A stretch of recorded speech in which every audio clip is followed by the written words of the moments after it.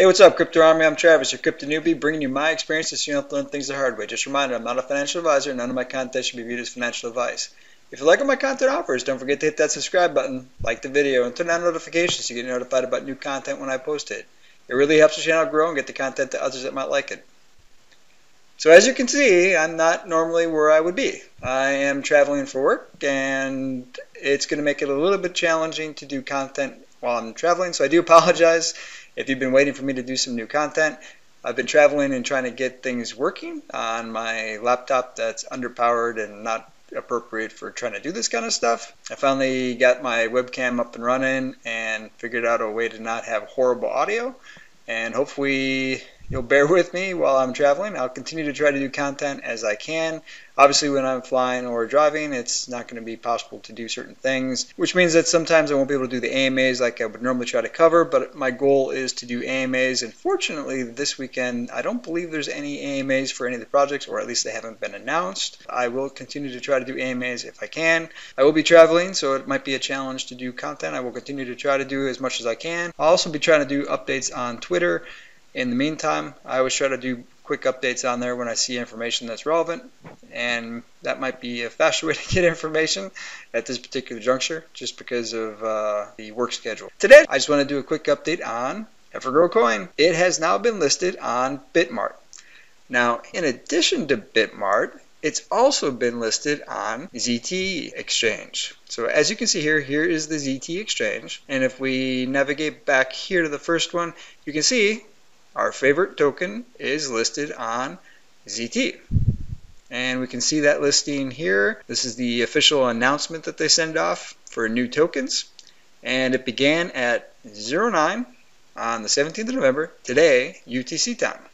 So now not only did we get Bitmart, but we also got ZT, which is awesome. Because again, more people that have the ability to buy the token, the higher the price is going to likely go as the volume increases.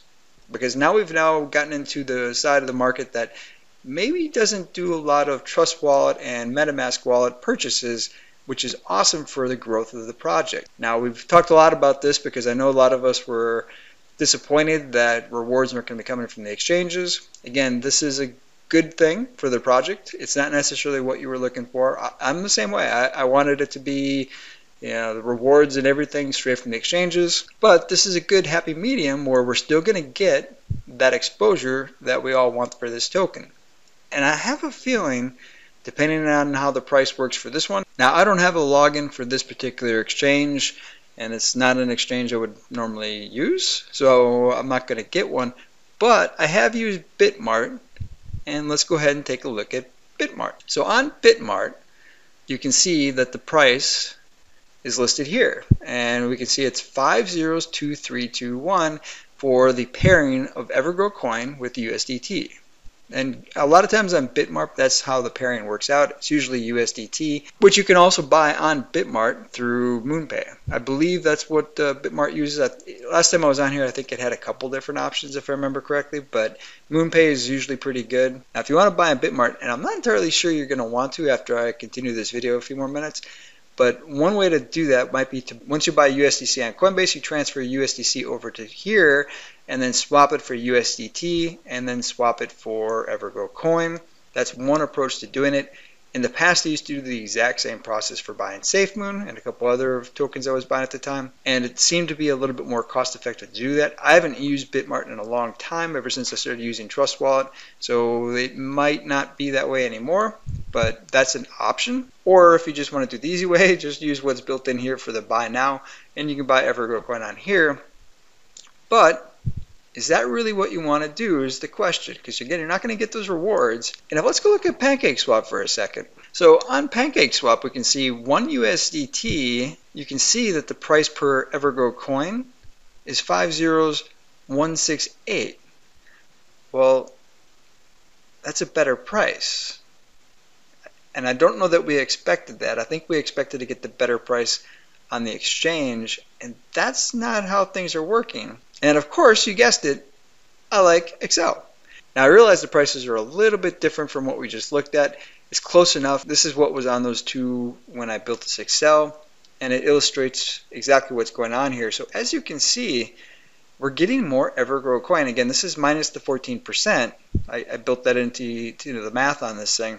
You're getting more through PancakeSwap because of that price difference, because it's a 26.6% price difference, not the 14%, and not the way we expected it to be. So you're getting more tokens buying on PancakeSwap.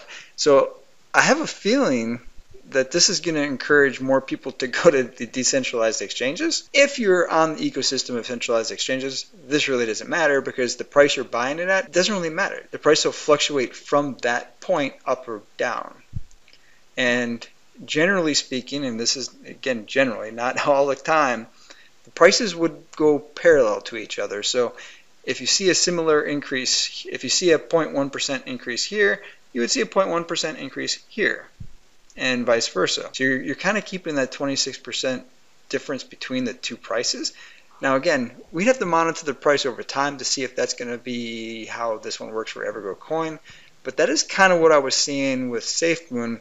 I don't remember that the price was better on PancakeSwap, but I also haven't checked that in a while either. And for the purpose of this video, I'm just going to leave it here. But that's an option you can look at as well, as do comparisons of other tokens that you can buy on Trust Wallet versus the exchange. And SafeMoon is one of those examples.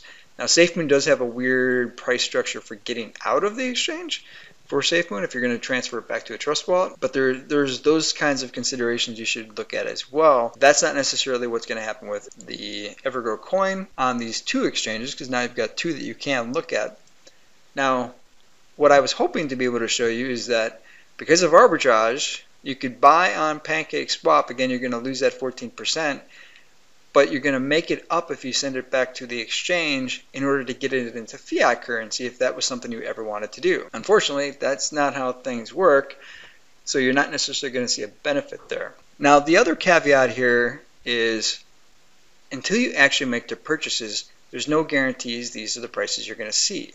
And when you have an exchange purchase, you can actually do a limit purchase versus a market purchase. You can kind of aim for the price you're looking for, but there's an assumption that you're going to be able to hit the price you're looking for as well. But you can dictate that a little bit. You can't necessarily do that on PancakeSwap. You're kind of just doing market purchases, and then you've got the slippage that you got to worry about.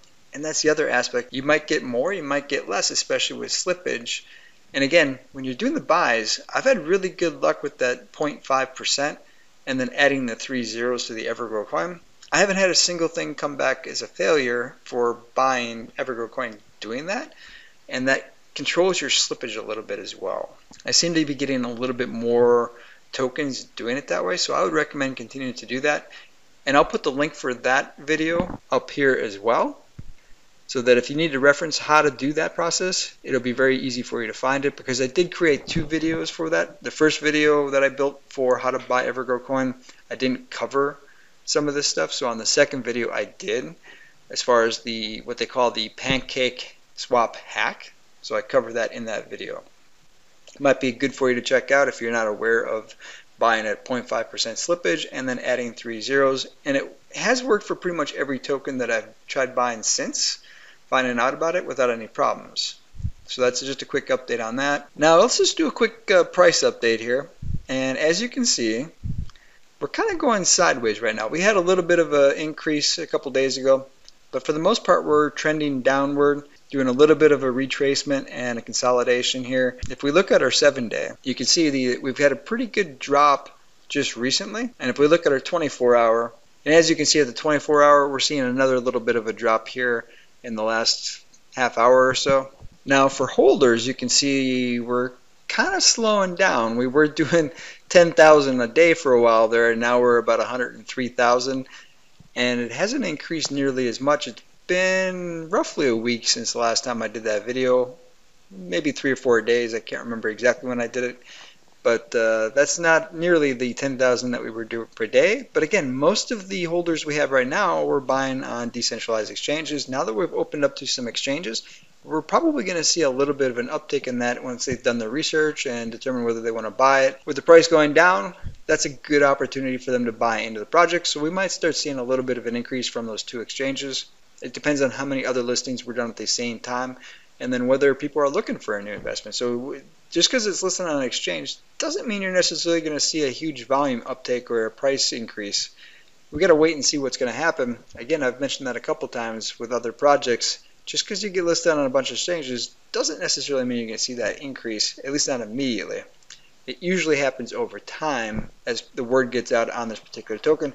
And if they go and look this token up, they're going to see quite a bit of news out there, and they're going to see the number of holders go from 0 to over 100,000 in under 2 months. Those are some impressive statistics for this project. Should be taken as positives by any investor that's considering buying this particular token. They're probably just trying to do the research on when's the best time to buy, because that's exactly what we would do, as well as just to research the project more generally speaking. Now that's all I wanted to cover for this particular update. So hopefully you found the content helpful, and hopefully you don't mind the circumstances. The video quality will go back to normal in about a week, and I look forward to trying to do some more content over the course of the next couple days. Until next time, stay strong with those diamond hands.